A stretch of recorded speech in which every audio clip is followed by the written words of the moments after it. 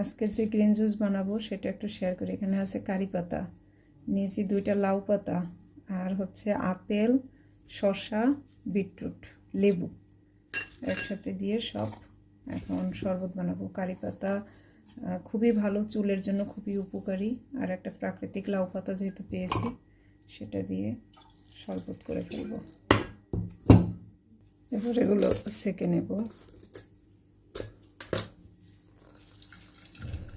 অনেকেরই অভিযোগ বাচ্চারা এই শরবত খেতে চায় না। যারা বাচ্চারা যেসব ফ্যামিলিতে বাচ্চারা খেতে চায় না তাদের বড়োদেরকে বলবো আপনারা খান তো।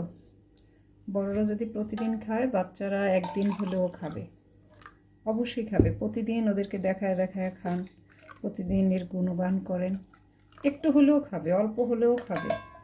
তিতির প্রতিদিন খেতে চায় না কিন্তু প্রতিদিনই খেয়ে নেয়, এটা হচ্ছে সবচেয়ে ভালো ওর গুণ। ছোটোবেলা থেকে প্রতিদিন বলবে খাবো না, প্রথম বলবে খাবো না, কিন্তু শেষ পর্যন্ত সে এটা খেয়ে নেবে। এটা তিতিরের জন্য, এটা আমাদের জন্য।